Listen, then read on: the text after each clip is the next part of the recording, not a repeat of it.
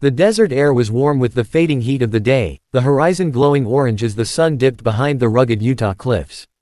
A group of 5 friends had gathered at the edge of a narrow canyon, laughing as they set up their camp. They had driven out from Salt Lake City for the weekend, their cars still parked at the trailhead a short hike away, loaded with coolers and supplies they would never get the chance to use. Their chosen spot was scenic but isolated, a wide stretch of sandy ground with sheer canyon walls rising around them, echoing every sound they made. To them, it felt like a secret hideaway carved out of stone, a place where the world beyond the desert could not intrude. As the sun slipped further down and shadows began to creep into the canyon, the group gathered wood and built a fire.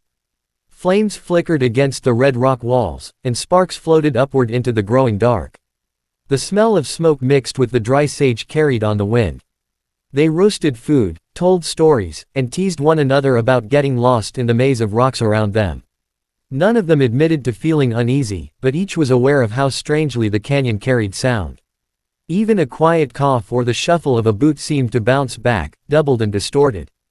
At first, they laughed about it, experimenting with shouts and whistles, surprised when their echoes returned not as perfect reflections but warped, almost like voices not quite their own. As night fully fell, the temperature dropped sharply, and the canyon became a place of shadows and whispers. The moonlight revealed the sheer height of the walls, pale streaks in the dark sky, and the fire's glow felt small against the vast emptiness surrounding them. One of the friends remarked that the silence between echoes felt heavier than normal silence, as though the rocks themselves were listening. Another claimed they could hear faint tones under the wind, almost like a low humming that came and went in pulses. The others brushed it off as imagination, a trick of the desert air, and they drowned the unease with more laughter and music from a small portable speaker. But as midnight approached, the mood began to shift. The speaker ran out of battery, and without its cheerful distraction, the strange quality of the canyon became harder to ignore.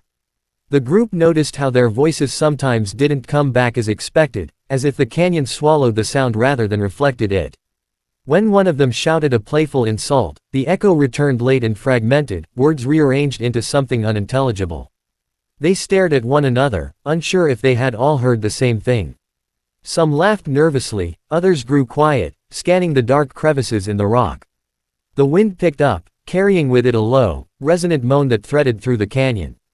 This was no ordinary gust, it seemed to rise and fall in rhythm, like breathing. They stood, ears straining, trying to tell if it was just the wind or something more.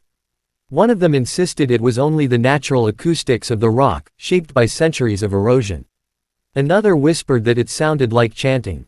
That suggestion drew uneasy glances, and for the first time that night, their jokes faltered. Still, no one suggested leaving. Their tents were pitched, their supplies laid out, and the thought of hiking back through the uneven desert terrain in darkness seemed foolish. They retreated into their tents with forced cheerfulness, laughing too loudly as they zipped themselves inside, pretending the strangeness was nothing more than a story to tell later.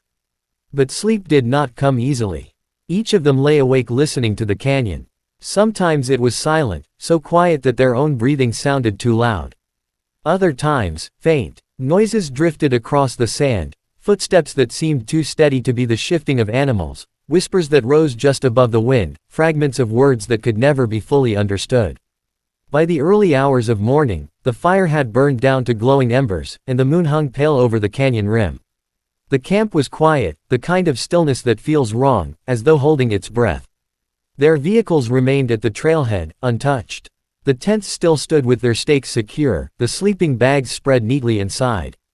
Pots, cups, and supplies were scattered as they had left them the night before. But the friends who had laughed and shouted under the desert sky were gone, vanished without signs of struggle, without footprints leading away, without a single trace to show where they had gone. The canyon held their silence. And in that silence, if anyone listened closely enough, a faint echo remained, carrying something far different than laughter. It was the sound of voices, distorted and distant, lost somewhere deep within the stone. In the days that followed the disappearance, the canyon was no longer a quiet, lonely stretch of desert. It was alive with the sounds of helicopters circling above, the barking of search dogs, and the steady crunch of boots against rock as rescue teams combed every corner of the wilderness. Families of the missing campers clung to one another near the trailhead, waiting for news. At first, there was hope. The authorities believed the group might have wandered off, lost their way, or become trapped in one of the countless narrow side canyons. After all, the desert was vast, its terrain unforgiving, and disorientation came easily to those unfamiliar with it. Everyone told themselves the missing friends were somewhere out there, huddled together, waiting for rescue. But as days stretched into weeks, the hope began to fray. The search teams covered miles of rugged land, mapping every crevice with helicopters and drones, but not a single sign turned up. No footprints led away from camp, no scraps of clothing caught on branches, no water bottles or gear scattered in panic. Even the trained dogs, usually reliable in picking up human scent, grew restless and confused, leading searchers in circles before sitting down in frustration. It was as though the group had simply evaporated into the air. The campsite remained eerie in its untouched state, a snapshot of a night that had ended too suddenly. News outlets across Utah and beyond picked up the story. Images of the missing friends flashed on screens, smiling faces in happier times, photos taken at birthday parties, graduations, and vacations. Headlines speculated endlessly: 5 campers vanish without a trace in Utah Canyon, and authorities baffled by mysterious desert disappearance. For the families, the media attention was a double-edged sword. It kept the story alive, ensuring the world didn't forget their children, but it also fueled endless speculation. Online forums buzzed with theories. Some insisted foul play was involved, others argued it was the work of a hidden cult or human traffickers, and still others whispered about something darker lurking in the canyon. Months passed, and the once intense search effort dwindled. Funding dried up, and rescuers, frustrated by the lack of evidence, were reassigned to other cases. Only the families remained, refusing to let go. They organized their own volunteer groups, hiking the trails with flashlights and maps, hoping for even the smallest clue. Some of them camped out near the site of the disappearance, leaving food and water, convinced their loved ones might somehow still find their way back. Others lit candles at vigils, voices cracking as they begged for answers. Yet the canyon remained silent, offering nothing. Over time, the story faded from headlines. New tragedies claimed the public's attention, and the case grew cold. For the families, however, the wounds did not heal. Birthdays came and went with empty chairs at the table. Holidays turned bittersweet, laughter replaced with the aching absence of those who should have been there. Parents aged rapidly under the weight of uncertainty, siblings grew more withdrawn, and friendships fractured under the pressure of grief. Some clung to hope, convinced that survival was possible even years later. Others quietly accepted the likelihood that their loved ones would never return, though they longed for at least the closure of finding remains. Meanwhile, the canyon began to take on a reputation of its own. Locals spoke of it in hushed tones, warning hikers to avoid camping near its walls. They told stories of strange sounds carried on the wind at night, echoes that didn't match the voices that made them, murmurs that seemed to rise from deep within the rock itself. Some claimed the canyon had always been cursed, a place where ancient spirits lingered. Others dismissed the tales as superstition but admitted that something about the canyon felt wrong. Rangers noticed fewer visitors in the area, and those who did venture close often left quickly, unsettled by the oppressive silence. Whispers turned into urban legend. A few adventurous travelers sought out the canyon for the thrill of it, daring one another to spend the night. They returned with unnerving accounts, dreams that felt too real, sensations of being watched, voices that whispered their names in the dark. None of them stayed long enough to test whether the legends held truth. Most were glad just to leave the canyon behind. 3 years after the disappearance, the case was little more than a faded memory in official files, a mystery unsolved and unresolved. Yet for those who had lost someone, the wound remained open. They would visit the site occasionally, standing among the red rocks, staring at the place where their loved ones had last been seen. They would close their eyes and listen, straining against the desert wind, hoping to hear something, anything, that might bring them closer to the truth. What they didn't know was that the canyon had never stopped holding its secrets. Beneath the silence, beneath the stone, something still stirred, waiting for the right moment to be heard. The desert night was calm when the research team first set up their equipment in the canyon. 3 years had passed since the disappearance, and though the mystery lingered in the minds of locals, the site had fallen into relative quiet. The scientists had not come to investigate the missing campers, their purpose was more ordinary. They were studying seismic activity, monitoring how sound waves traveled through Utah's sandstone formations, part of a broader project on earthquake prediction. For them, the canyon was simply an ideal natural laboratory. Its towering walls and narrow passages amplified sound in unusual ways, allowing them to gather data that might not be possible elsewhere. They unpacked microphones, sensors, and a portable computer station, securing everything in place on the sandy floor of the canyon. As the last rays of sunlight slipped behind the cliffs, the team marveled at how quickly the air cooled, and how the canyon seemed to swallow the warmth of day. One of them remarked on the stillness, how every word seemed to echo unnaturally, like the walls were shaping the sound into something not quite human. Another laughed and dismissed it, insisting it was the same acoustic quirk that made the place perfect for their study. By midnight, their monitors were alive with data. The team leaned over the glowing screens, watching the readings as the microphones captured faint rumblings and vibrations. Most of it was ordinary, the low hum of wind, the occasional rustle of shifting sand, the distant thud of small rockslides. But then something new appeared on the graphs, something the instruments could not categorize. It was faint at first, a rhythmic pulse buried in the noise, so subtle they might have missed it if not for the repeating pattern. They replayed the recording, listening through headphones. What they heard did not sound like natural movement. It was steady, deliberate, almost like a sequence. One of the researchers compared it to Morse code, a series of short bursts followed by longer ones. Another frowned and said it resembled breathing, inhale, exhale, over and over again, amplified by the stone. They tested the equipment, suspecting a glitch, but the pattern persisted. As the night deepened, the sound grew louder, and more unsettling details emerged. Hidden within the pulses were tones that resembled voices. At first, it was no more than a suggestion, a trick of the ear, the way static sometimes shapes itself into words. But when they amplified the signal, the fragments became clearer. Faint syllables rose from the noise, as though carried on a current. Some were too distorted to understand, but others were unmistakable, words in English, stretched and warped, but human nonetheless. One researcher pulled off his headphones in disbelief, insisting they were hearing people. The others leaned in, skeptical, until the recording played back again, a strained, drawn-out, help, buried in the canyon's echo. Another word followed, fragmented but chilling, a name repeated over and over. The scientists looked at each other, the memory of the vanished campers suddenly pressing into the edges of their work. None of them wanted to admit the thought aloud, but the possibility was there. What if these were the voices of the missing? They tried to rationalize it. Perhaps hikers nearby were playing a prank, or radio interference was bleeding into their equipment. But when they checked the area, there was no one else for miles. Their radios were clean, their sensors working perfectly. The canyon itself seemed to be the source. Every time they placed a microphone closer to the rock walls, the voices became clearer, as though the stone itself was carrying them. The team grew restless. Some wanted to pack up and leave, unwilling to stay in a place where human cries came from nowhere.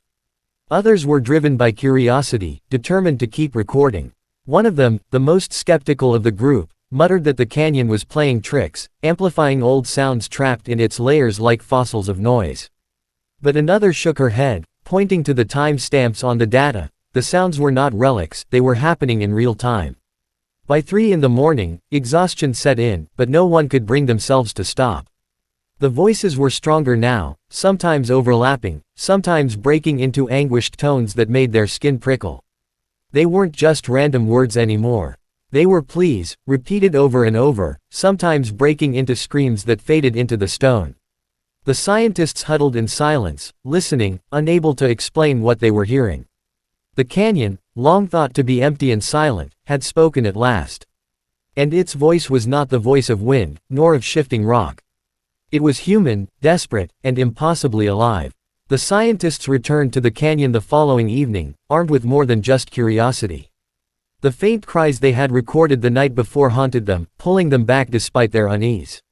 They brought additional equipment, ground-penetrating radar, advanced microphones, and portable lighting rigs. There was a new urgency in their work, a sense that what they had stumbled upon was far beyond seismic research.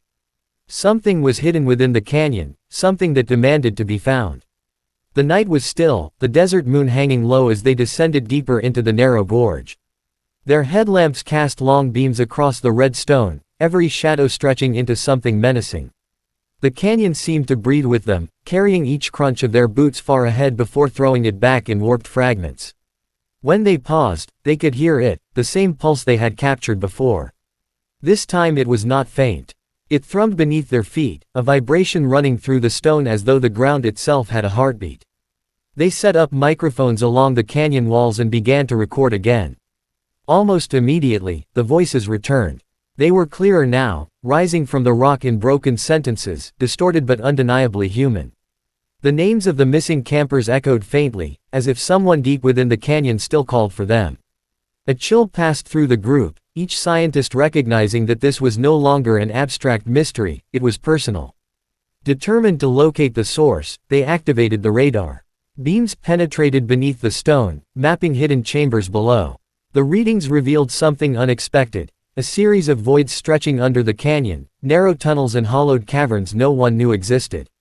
The shapes were irregular, twisting and winding like veins under the earth, and in the deepest chamber the equipment registered an anomaly. The signal there was strange, not just empty space but something denser, something that reflected back in erratic patterns. The voices seemed to surge whenever the scanners swept over it, as if whatever was down there was responding to their intrusion. One of the scientists, trembling with both fear and fascination, suggested they move closer. The group followed the radar's guidance, navigating to a jagged split in the rock where the canyon walls narrowed into a hidden passage. The air inside was cooler, damper, and the sound was stronger than ever. Their lights revealed carvings etched into the stone, faint but unmistakable, spirals, figures, and strange patterns, weathered by time yet too deliberate to be dismissed as natural. No records mentioned ancient markings in this canyon, and yet here they were, a silent language waiting to be read. The deeper they went, the more oppressive the atmosphere became. The voices no longer came in fragments but in overlapping whispers, sometimes sharp enough to make them flinch, sometimes low enough to feel in their bones. The stone itself seemed to carry the words, vibrating under their fingertips when they touched the walls. Their equipment began to spike erratically, recording bursts of sound that defied analysis. One of the scientists swore he heard his own name spoken back at him, clear as if someone stood just behind his shoulder. He spun around with his flashlight, but there was no one there, only the canyon, silent and watchful. Fear began to creep in. Rational explanations crumbled as their senses betrayed them. Shadows moved in the corner of their vision where no one stood. The pulse beneath their feet grew stronger, rising in intensity like the beating of a great heart. The whispers escalated into cries, not random but purposeful, calling out, pleading, demanding to be heard. Some of the team wanted to turn back, to leave the canyon and abandon whatever mystery lay below. But others were transfixed, unable to walk away from the impossible. They pressed forward until the passage opened into a wider chamber. Their lights cut across the cavern walls, revealing more carvings, this time jagged and desperate, claw marks etched alongside symbols. Their radar screamed with interference, microphones overwhelmed by overlapping voices, a cacophony of human sound trapped within the stone.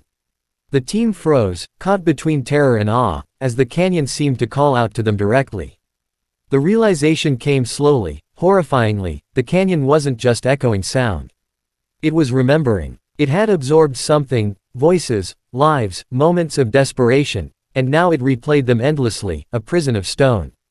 The missing campers had not simply vanished. They had become part of this place, etched into its very walls, their cries carried forward for anyone willing to listen.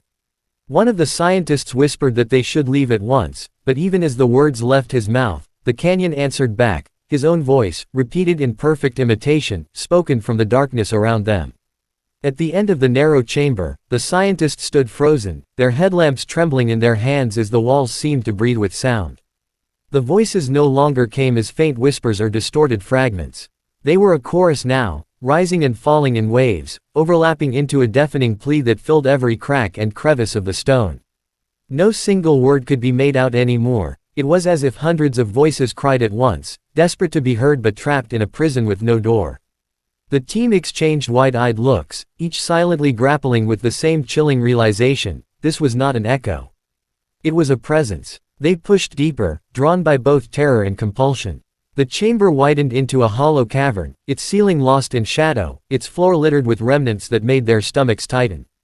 A rusted metal cup lay half buried in the sand, its edges worn from years underground. A torn scrap of fabric clung stubbornly to a jagged stone, the color faded but still recognizable as modern. Nearby, the frame of a broken backpack slumped against the wall, half consumed by dust. These were not relics of some ancient people, these belonged to the missing campers. One of the scientists crouched to lift a notebook lying among the debris. Its cover was torn, pages warped by dampness, but faint writing remained legible. The entries were scattered and frantic, the last few lines scrawled in uneven handwriting that grew more panicked with each sentence. The words repeated warnings about, the stone whispering, about, voices that weren't ours, and a final, chilling message written across the page in jagged strokes: they're not echoes. They're alive. The scientist's hands shook as he closed the book, his throat too dry to speak. As they moved farther into the cavern, their lights revealed the walls themselves had become a record of desperation.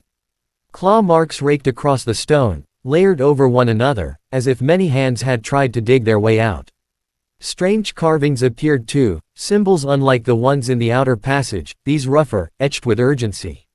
Some resembled human figures with mouths open wide, others spirals that tightened inward until they vanished.